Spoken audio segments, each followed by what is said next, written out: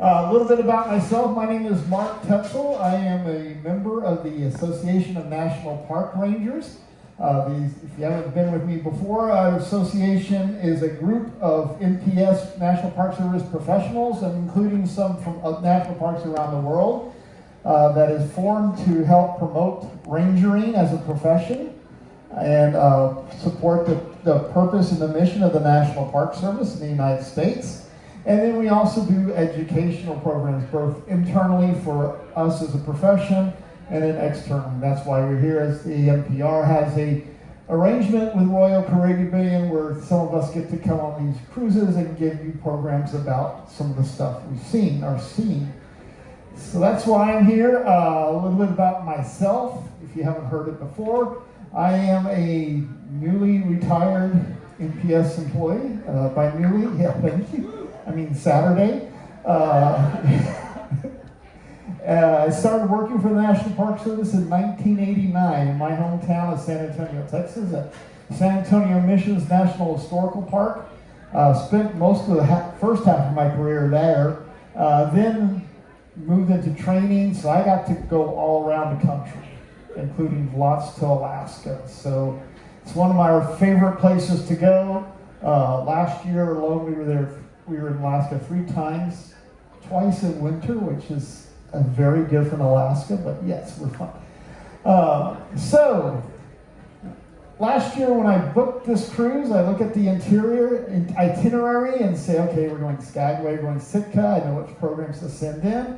I'd done this program last year, the day before we got to Skagway, so I figured, okay, we'll talk about what we're going to do in Skagway. Then I get here, and of course, we didn't have as many sea days or whatever, so I get this scheduled after we've been to Skagway. So does everyone remember Skagway? All right. What did you get to do in Skagway? Who rode the railroad? All right. That's always a favorite. What'd you do? The dog sleds. All right. What else? The brothel tour. I got a little bit about that. So yeah, that's always fun. Yes. The what? Oh, the Daily Eye show, yes. How many got fat bread? Oh yeah, I stood in line for that. That's pretty good. I saw a group from the ship riding bicycles. My wife and I went up to Daiei, which we'll talk about in a little bit out of town. They were riding around Daiei on the bicycles. So yeah, Skagway is a great place to visit. We've loved it. It's our 4th time in that port. And I've got some good friends there, so it's always great to meet up with them and spend the day with them. Does anyone remember seeing this building? It's a little bit off Broadway, the main street there. Yeah, it's a very unassuming building, so to speak. Today we're going to talk about it and the story behind it. With history, lots of times things happen fast. People make up stories to explain how things go. So some of the stuff I'm going to tell you today is some of those stories and things, but there's always some amazing characters as well. So we're going to talk about one of those characters, Jeff Smith, and his Parlor. And really, when you look at the Klondike Goldrush, this building was one of the most prominent during that 2-year period of the Gold Rush. The Klondike Gold Rush, we'll talk about that in a minute. Flash in history, 2 years really. 1888 through 1887, 88, and 89 going forward. And so a lot of stuff happening, people rushing to the Klondike to mine for gold. And so, like I said, people make up stories. So a lot of this we know is true. Some of it's going to be a little bit of exaggeration, but that's the fun part of history, right? All right. So when we were in Skagway, we were within a lot of times the Klondike Goldrush National Historical Park. There's 4 units really of the park, 3 in Alaska, 1 in Seattle. So Seattle, we'll talk about, is this jumping off point for the Klondike Gold Rush. Then in Alaska, around the Skagway area, this is the main area in Skagway, which is part of the park. Dye, which I mentioned earlier, and the Chilkoot Trail was one route up into the Klondike, into the Yukon. And the White Pass, which the railroad goes up now, is the other route. So those are the 3 units in Alaska. This park was established in 1976. So if you were here with me on the first day when we talked about the Alaska National Interest Lands Conservation Act, that was 1980. So this was just before that happened.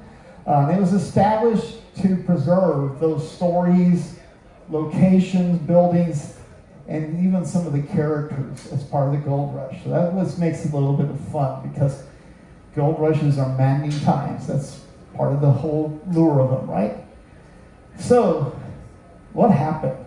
The race to the Klondike, the lure of gold.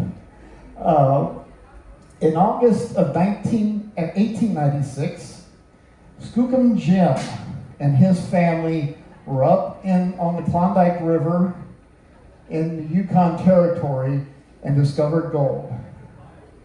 And anytime someone discovered gold, that means there's going to be a rush to go find it, because people want to get that quick get-rich scheme going. So that immediately started fanning out. The discovery sparked interest worldwide. People started rushing to the Klondike and to Yukon to do the Klondike Gold Rush. And so the lure of gold hit, and people go mad when they think they can get rich quick. So just to give you a little bit of an idea of what happened, during this 2-year period, basically, 100,000 people embarked for the Klondike. Of those 100,000, 40,000 reached that place. So 60,000 fell off somewhere along the route. As you'll see some of the routes that we went through, you can understand why. Of those 40,000, only 20,000 were claims or mined for gold. And then of those 20,000, only 300 made more than $15,000. So just to give you an idea, $15,000 is about $570,000 in today's dollars. So $500,000 is what 30 people made. And of those 50 were only able to keep it for any length of time. Those 50 are the ones that managed to get by people like Jeff Smith, and we'll talk about that as we go along. So, yes, a lot of people headed there. Not many people made it there. Those that made it there didn't find much gold. But it is, like I said, people just start going crazy as soon as they understand that they may be able to get rich quick. So the path forward to the Klondike gold fields actually started in Seattle. In July of 1897, I keep saying 19, the steamership Portland arrived in Seattle with about 60 prospectors on it, and the newspaper said a ton of gold. That may be one of those exaggerations, big fish story about the gold they found, but they said a ton of gold arrived in Seattle on that steamer ship. That became an emphasis, something that pushed people to go start looking for gold in Klondike. And Seattle became the base. The mayor of Seattle actually resigned his post, got on a ship, and headed to the Yukon to find gold. So it all started right there in Seattle. Seattle was a very important spot because it became one of the primary ports to head off to the Klondike. And I'll show you a map here in just a minute. And so Seattle merchants took a lot of advantage of that. They had to get supplies for the folks that are going up there, had to book a passage on ships, things like that. So Seattle starts to boom just because of the rumors of gold in the Yukon. People starting to try to get out there. So Seattle becomes the huge hub of where to go. And then from Seattle, there was actually two routes they could go on, and there's a third route that went out of Edmonton. One route, this Edmonton run right here, the all-land route you can see, starts in Edmonton, Alberta, goes over mountains, glaciers, you name it. It was not the way to go. Some people tried it. Some people didn't make it, never made it back. We just never heard from them again. Others turned around and went back. Those that did make it got there about 2 years after they started. Like I said, the gold rush only lasted 2 years, so they were 2 years too late. So that's why the owl land route over here did not go very well. Oops, hit the wrong button. Down here you can see Seattle go all water route up here to St. Michael, Alaska. Here you can hop on the Yukon River, float it all the way across Alaska down here to Dawson City where you're wanting to go. That's the all water route. It's the easiest route to go. It does take a little bit longer sometimes because of depending on weather conditions on the ocean, things like that. But yeah, that's the easy route to go because you just get on a boat and keep going that way. It's called the Richmond's route too because only rich folks could afford to do that. So the main route was what we just did the last few days. Get on the boat in Seattle, head up the Inside Passage till you get to either Skagway or Daiei. Then you go over the coastal range and into Canada. Once you got to Canada, you had to make a boat yourself or buy one in Whitehorse or one of the other villages there. Get on the rivers and lake system. You had another 500 miles to go to get to the Gold Rush area. So it's a little bit harder, but it's a lot cheaper to go that way. So that's called the poor man's route.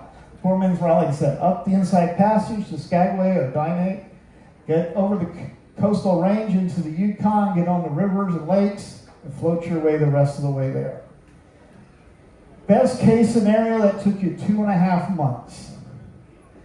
Most averages went from 3 to 6 months just to get to the gold fields. Now I mentioned Daiei a little bit.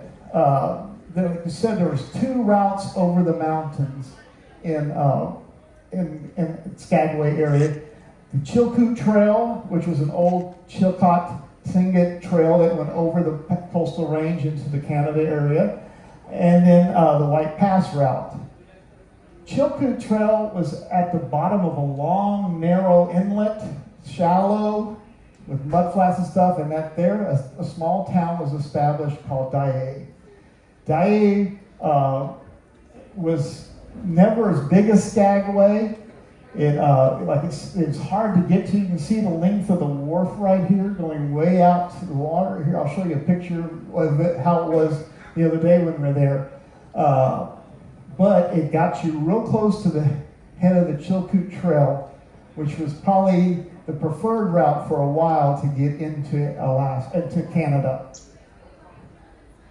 Chilkoot Trail, this is one of the most famous photos of the Klondike Goldrush. This is one of the final climbs over into Canada, over the Chilkoot Trail. The trail, like I said, was actually originally established by the Chilkat Tlingit people, and they at first did not allow anyone to go and use it. Eventually, the Army worked out a deal with them and allowed folks to go in there, and so they used that trail. They would then, that's when Daiei started up as a small town, and people would go up in long trains like this, carrying all their goods up the pass. And they would have to do it several times because they had to take enormous amounts of supplies up into Canada. It was the shortest route into the Yukon once you got to Daiei. It was not quite, it was a little bit steeper than the White Pass route, not as difficult as the all-land route by any means. But it also had some issues with it. Oh, it's the only all-weather route. Did I say that already? The only all-weather route up there. So that made it preferable for a lot of folks. The issues were, it was very steep, and they also had some issues with landslides and avalanches going through. In fact, so much so, on April 3rd of 1898, that was Palm Sunday, an avalanche came down, cleared out 60 gold rushers. And so if you got up to Dye these days, this is the Slide Cemetery. This is where many of the rushers were buried after they were killed in the Palm Sunday avalanche in 1898. So that made it a very difficult route to go to because of the steepness and of the possibility of avalanche. Today, Chilkoot Trail is a National Historic Trail. It's 50 miles up into Canada. The Park Service maintains campgrounds and even ranger stations there. I've never tried it. I may be beyond that now, but it'd be fun to try it one time. You can go, a day to one campground, camp out, keep going up until you get into Canada. So I've heard it's an amazing hike. We've done maybe a couple of miles on this in the past, but it's fun to see. Dye, sitting at the bottom of the Chilkoot Trail, first of all, people wanted to get there because it seemed to be the easiest route to go, is all-weather route, but it had its own issues. Like I said, you had this narrow inlet going north of Skagway, very shallow, so a lot of times you had to take the supplies off the steamships, put them on a barge just to get it even close to where the wharfs were. And then you have all these mud flats that they had to put the wharfs all the way across to get to, so they could unload the supplies and get into Dye. Dye is right up here in this group of trees. So that, along with the steepness and the difficulties of the Chilkoot Trail, Dye did not last very long. 1897 to 1899. It was actually booming a little bit, maybe 2,000 people at its height. By 1900, the census only reported 200 people left there. By 1905, Dye was gone. The buildings had either been moved or torn down or burned down. And today, when you get out there, all you have is some gravel paths that the Park Service has put in place where the street system used to be, and these signs they put up to mark where the streets were. Like I said, we went out there, my wife goes, "Is this it?" We drove 10 miles from Skagway to see the little signs in the path. But it's a beautiful little area to go to. So Dye didn't last.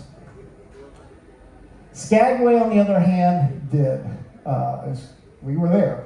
So Skagway was deeper water course. That's why we can get cruise ships in there today. It was on the White Pass route up into Canada.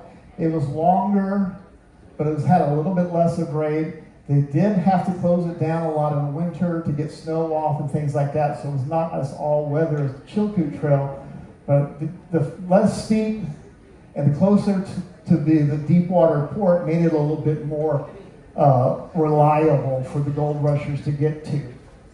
So Skagway was the initial stop on that White Pass route, and at one point during the middle of the gold rush, it got up to 30,000 residents there. So it boomed quickly. Skagway was actually founded years before the gold rush. In 1887, Captain William Moore came into this area. He found the Tlingit people here called it Skagway. I can't ever pronounce that correct. It's Saghwaey, Skagway, which means windy place or rugged place, which seems to fit that area.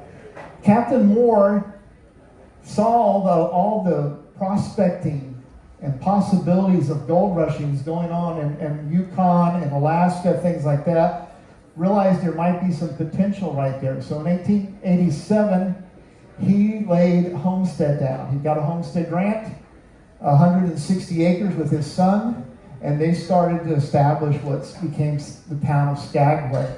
They put in roads, streets, other infrastructure, even started working on a road over the White Pass route. So he was in prime space when the gold rush hit, about a decade later, to make sure things going. So that's another reason why Skagway became a prominent spot to go to during the gold rush. Like I said, it was at the bottom of the White Pass route, and Captain Moore had begun to work on the roadway up that White Pass route initially. It wasn't until a little bit later on that the mayor, let me get his name here, George Beckett, former mayor of Minneapolis. Again, people are coming to try to make their riches. He resigned, came to Skagway, and started working on a permanent route over the White Pass route, which he got installed a road in there, and he was charging 75 cents a ton to help people transport over the White Pass route into Canada. So that lasted until about 1899, right as the gold rush was waning. Right at that time, some other folks started to say, well, it might be better to put a railroad in at this spot. So they started working on a railroad. They got investors together, and it took them 2 years and 2 months to put in that railroad that some of you might have ridden on. And it's still running today. It's one of the most beautiful routes that we've been on, looking back down the valley into Skagway. So the railroad was right at the tail end of the gold rush, but it served its purpose. It helped some of those final rushers getting in to Skagway itself. So, Skagway, again, boomed to 30,000 people. One of the main reasons for that is early on in the gold rush, the Canadian government realized that these people, these crazy Americans that were coming up this way, were not prepared for what they were going to go through. So they put in all sorts of restrictions, how much you could take up, how long you could spend in the Klondike, things like that. The biggest one is that you had to have 1 year's supplies before you headed off into the Yukon. So that usually is about a ton of supplies that you had to get up in the mountains into the Yukon if you wanted to go up to Goldrush. So Seattle was where they put them on the ship. Skagway served as sort of that depot there where you can start to gather your supplies, get everything prepared, meet all those Canadian guidance to get up into the Yukon to go get your riches, to go get your $15,000 if you're lucky. So Skagway again booms, becomes a major hub, and with that, not only does it draw merchants and other folks trying to supply it, it draws some of the seedier side of life. So a Mountie at the time coming down into Skagway looked at the place and said it was a little more than hell on earth. It was lawless. People were just trying to make a quick buck no matter what they were doing. And it was a little more than hell on earth. And add to that, just the whole thing in town. There were 80 bars to serve those 30,000 people. So, it's like they all had a drink package. People were all over the place. This is the Mascot Saloon. Some of you may have seen this on Broadway. You go in there today, those are empty bottles or made to look like they have beer in them. But the Park Service has redone it to give you a good idea of what a bar would have looked like back in Skagway town. 80 bars, that's just a lot for a town that small. And then there were other establishments, gambling establishments, dance halls, and someone mentioned they went on the brothel tour, the Red Onion. They lost count of how many brothels there were. Maybe not 80, but there was a good number of brothels around to help service the men that were headed up into the Klondike. So it was not the greatest place to be. And it draws some very unscrupulous people to get into the Klondike. So Skagway must have been something to see at the time. That's where we get into our hero today, Jefferson Soapy Smith. So Jefferson Smith was born in Georgia before the Civil War. He was born to a rich family. They owned plantations and were in politics. And so he did pretty good as a young child. But with the Civil War ending, his family was pretty much ruined. So they had to move to Texas, to Round Rock, Texas, north of Austin. And there is where Soapy had to start making a living on his own. So that's where he learned how to become a con artist. He would start learning some con games to go forward, different types of ways to get people to give him his money voluntarily or involuntarily, but he became a pretty good con artist at that. And then after his mother died in 1877, he moved with his father to Fort Worth. He was becoming a late teenager by then, pretty much on his own. So he really started building up his con artistry empire. He put together gangs of folks to help him out with it, shills and thieves that could help make sure that his cons would run just perfectly fine.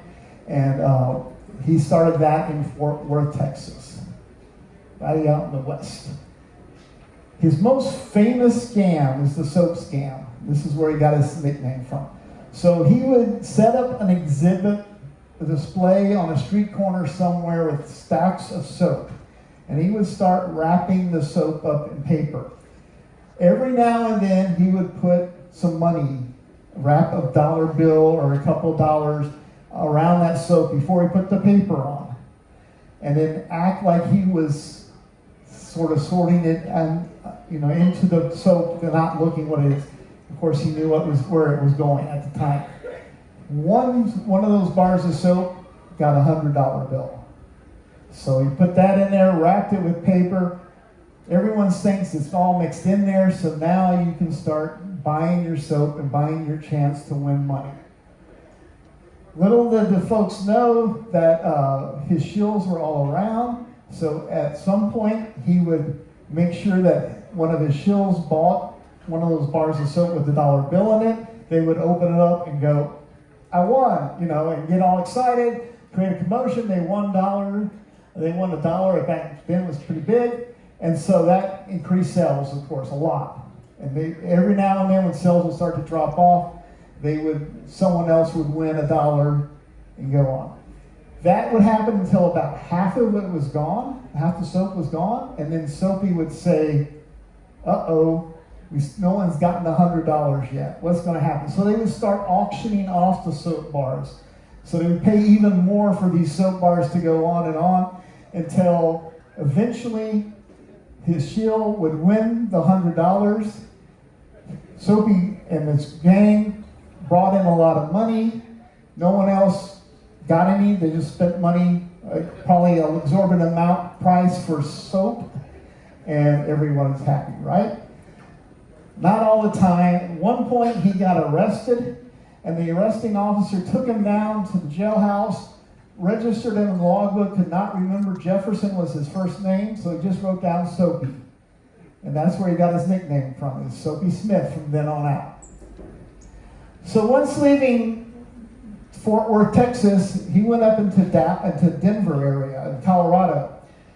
Lots of times, especially in these times, conmen would move around quite a bit to find out, to make sure they stayed ahead of the law all the time. Soapy did things a little bit different.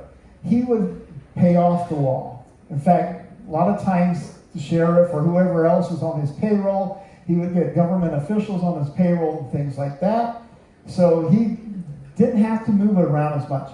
He moved into Denver, had a little bit of good luck there, conning people out, running a soap scam and other scams going on.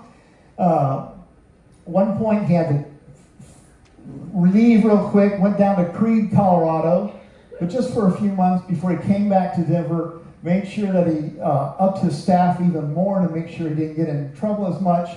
And so he's basically got Denver in his pocket. In fact, at one point, most of the crime, especially the organized crime in Denver, could be linked back to Soapy Smith. All this went up until about 1896, 1897, just as the gold rush is starting. Colorado elects Governor Waite. Governor Waite wants to clamp down on crime, just like most politicians today. So what he does is he starts going after trying to fire some of the folks working in Denver City Hall and get him out of Soapy Smith's pocket. He wants to get him out of government so Soapy Smith can't control the government anymore. Those 4 folks that he tried to fire took over City Hall, basically. They bolted the door shut, wouldn't come out and everything. Things started heating up. The governor sent in a militia to try to get it. It becomes very heated over time. But eventually Governor Waite backs off and says, okay, we're not going to do this. We're not going to have a battle in the middle of Denver. What I'll do is pursue legal means. So they came out. He did not fire them officially, but they started having the Denver Ward, City Hall Ward trials. And Soapy Smith got roped into testifying against some of his employees. So that means he had to get out of Denver pretty quick because no one was happy with him in Denver anymore. This was all very fortunate because, like I said, the Skagway is starting to boom, the gold rush is starting to go, so he heads to Skagway. And in 1897, Soapy Smith arrives in Skagway, probably around July 4th. You can see him, you can't see him very well, but he's right there at the head of the July 4th parade in Skagway. Starts setting up shop there, has a little bit of success of getting his gang together, but can't get it together fast enough. Some of the miners in the area, quote unquote, asked him to leave because they didn't like what he was doing. So he left for about a month, came back, got the marshal on his payroll, got a whole bunch of other folks on his payroll, and basically took over Skagway at that time. So Soapy gets into Skagway, gets his large gang set up there, and is ready to go. That's when he builds Jeff Smith's Parlor, that little unassuming building just right off of Broadway. This was bar, it had some games in it, I'll show you in a minute. It's where he started to run his operation. And even though there was a city hall in Skagway at the time, this became the unofficial city hall. This is where you had to go to get government business done. His cons were varied. He would send some of his gang members down, either dressed as a newspaper reporter or even a priest or a pastor or something like that, to the boats coming in to start talking to the new gold rushers coming in to find out whether they're going to be friend or foe, figuring the best way to get the money out of them. And so they make friends with all these new folks coming in, figure the best way to con them, and we'll start working the con on all of them. If you were not participating properly in the efforts that they were taking, you got a meeting with Jeff Smith himself, Soapy Smith himself, and if you still did not see the light that you needed to help Soapy Smith with his endeavors, he offered to pay for you to head back to the mainland, back into 48. So he was running the show back then. He also had a great con going as well. He set up a telegraph office and ran the telegraph, offered to send telegraphs back to your loved ones in the lower 48. The telegraph wires went to the interior building wall, and then go any farther beyond. In fact, the first telegraph was not installed in Skagway until 1900.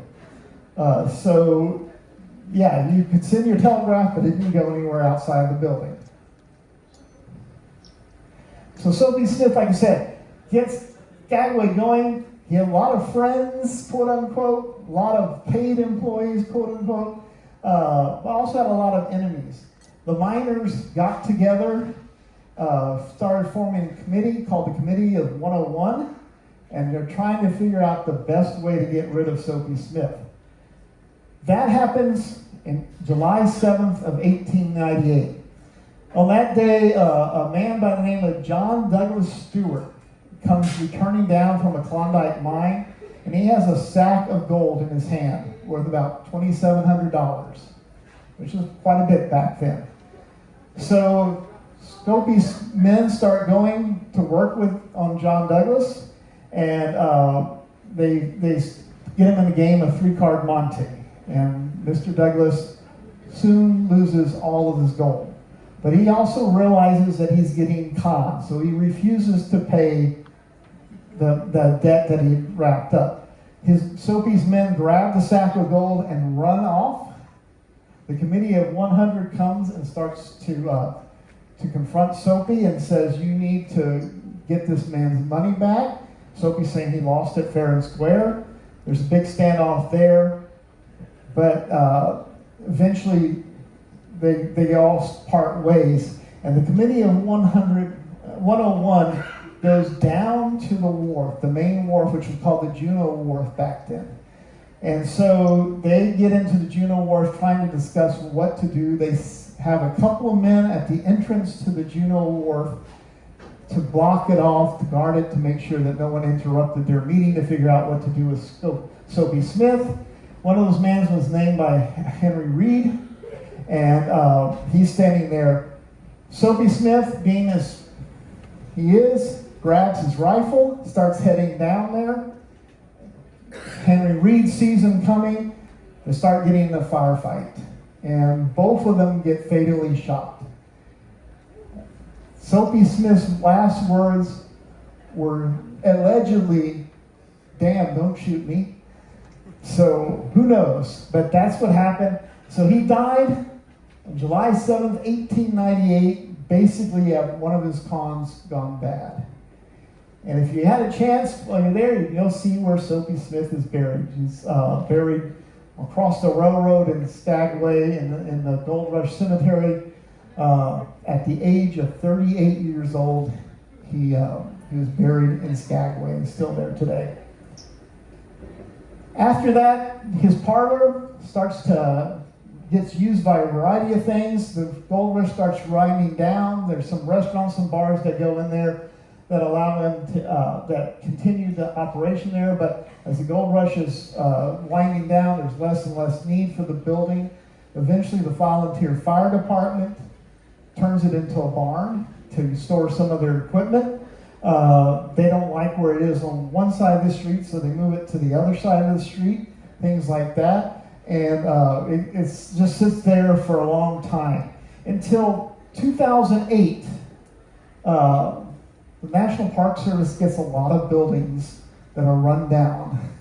And so someone donated Soapy Smith's parlor to the National Park Service in 2008. It looked something like this. And a lot of emergency stabilization was done at the time to make sure that it didn't just fall over, because it was in danger of just falling over. But after that emergency stabilization was done, my friend Corey started a project to get it back up and going. See here, they have a nice tin roof over it. That was covered the original shingle roof, some siding mismatches, things like that. Eventually, they had to jack up the whole building, give it a new foundation, rip out all the floors, put in new flooring. Up on top, they put off that tin roof, found the original cedar shingles, and they replaced most of those. And then today, that has become the Jeff Smith Museum. Usually it's open when ships are in town. It wasn't open on Monday, so sorry for that. It's towards the end of the season, but just to show you some of the things they did to preserve the story. Like I said, Park Service has a lot of old buildings. If you're walking around town, you saw the visitor center building. That's the old depot for the White Pass Yukon Railroad. Again, preserving that part of the story of the Gold Rush. Down the street, there's the mascot. If you got to wander in there, you get to see some of the historic buildings there. A very strange story that we're preserving for future generations. And William Moore's cabin is still there, things like that. There's also this building, that's not Park Service. The first time my parents came to Alaska, my dad calls me and says, the Park Service is running a brothel. I said, no, it's just outside the park. But yeah, that's still part of the story that you get when you go to Skagway. But Jeff Smith's story is now better told because we've been able to preserve his parlor there. Like I said, now we have this nice new, shingle building, rooftop on top of the building. Make sure that it's not going to fall down. It's got a nice, good foundation. And if you were able to go in, we'll take you in a little bit to right now. They got all sorts of artifacts from the time that Jeff Smith was running the place. The old cash register, the bar itself, some of his con games, or gambling games as he would call them back then. And then this, in the very back, he had 2 moose stuffed that were locked in battle. So they had their antlers all stuffed together. It's a fun place to go to see this really sort of off the wall part of our history, is because gold rushes, while people were going for the gold, not many people made it rich by the gold rush itself, but a lot of people made it rich off the people that were headed to get to the gold. Soapy Smith, Jeff Smith is probably one of the greatest examples of that. That's the story of Jeff Smith. I was through in this slide the other day, and it's not working now. As we get off in Seattle, like I said, Seattle was a big part of the Klondike Gold Rush. There's actually a small visitor center for the Park Service in Seattle. I was going to encourage you, if you have the extra time, after we get off the ship on Friday, to go see it. The government shut down last night, so it's not going to be open. You can go. You can go to the Pioneer Square where this is located. They have some waysides along, and some of the other older buildings related to the Gold Rush are still there, so you can look at them. If you want to, I've shown you this every time. There is a small walking tour there, so if you have time in Seattle and want to do that, go to the MPS. You can download that. Search for Klondike Gold Rush Seattle, and you can take a little walking tour around that area. It's about 6-7 blocks away from Pike's Place Market, so it's a nice place to visit. So that's the story of Jeff Smith's Parlor and the Klondike Gold Rush. Any questions, anyone, or anything about what you've seen the whole time? Yes? We heard about Dawson, and there's not a lot about how people came. It was already a town, and people had made friends. Where did the people originally come from Dawson, if not those routes that you said? That I don't know.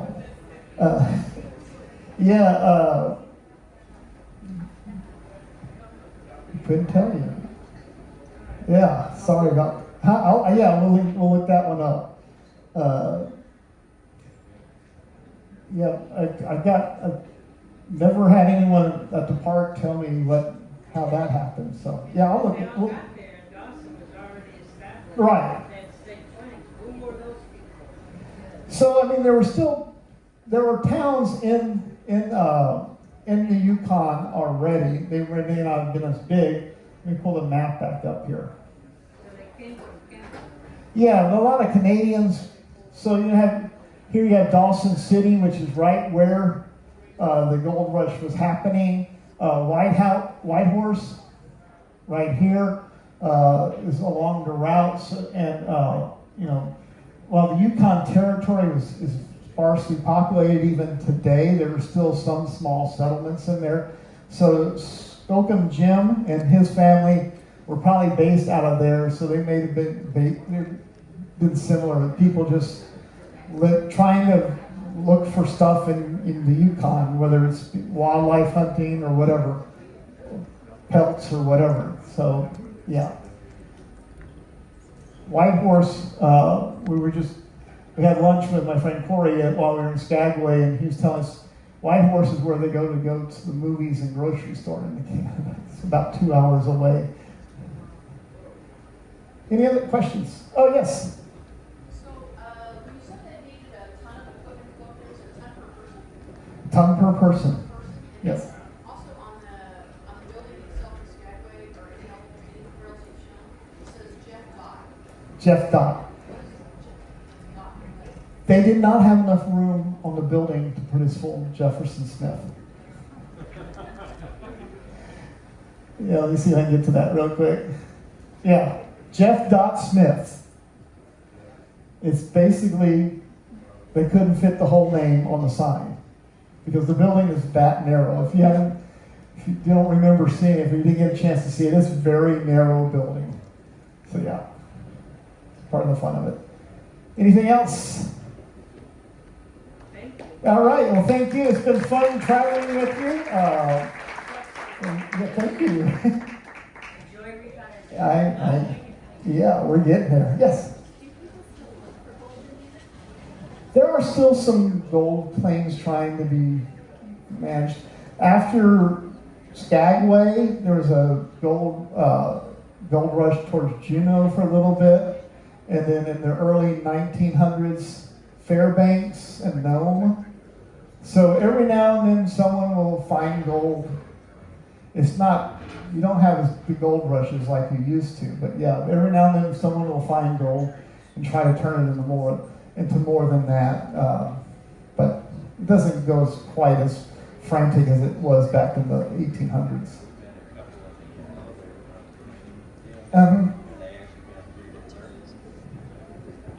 $33 worth of gold, even today. That's cool. All right. Yes? When we were there, my kids competed, every kid they competed. Junior Ranger? And it was a wonderful program they have there. What would you say to like kiddos who are constantly thinking about being rangers? What would I tell kiddos that are thinking about being park rangers? Good luck. No, it's especially right now. It's no one knows what's going to happen. Start exploring like history, biology, forestry. You can think of all the national parks around the country and the different types of themes we interpret. So you need to have some background in one of those, and then just start working your way through. I got in because I was going to college in Seguin, Texas, and my home is in San Antonio, Texas.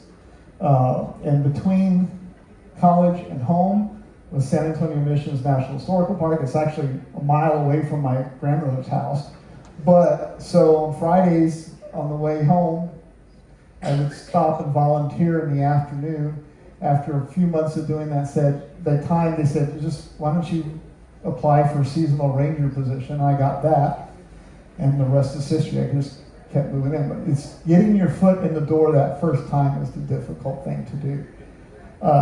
Some people will do it going into the military. You go and do some military service. You come out with military veterans preference, and you get a little bit of an edge on hiring there.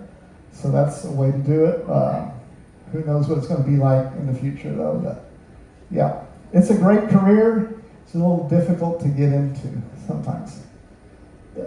The man who shot Soapy Smith, we heard two stories. We heard he got shot in the abdomen, and then we also heard that he got shot in the groin. No, we don't know. Depends on how you want to think he died, I guess. Yeah. I mean, no one really knows. I mean, the two big witnesses to the whole shootout both died. So, we don't really know, but yeah. One more question. So we also went to that Goldrush Mhm. cemetery, and the tour guide said that most of the people who died because of Right. Meningitis, other diseases. Like I said, Skagway was not the best place to be, both from lawlessness perspective, but I don't think they have much in public health. So diseases would run rampant through Skagway, just like through any other mining camp where people are rushing to get things. So yeah, a lot of disease. You saw probably some young kids buried in the Goldrush Cemetery. A lot of folks trying to make it into the Yukon, not making it. The slides, but there's also other catastrophes along the trail. So yeah, it was not the best endeavor to set out on. Yes. All right, I think I'm out of time. So thanks a lot, everybody. It's been great being with you this week, and I'll be back next August.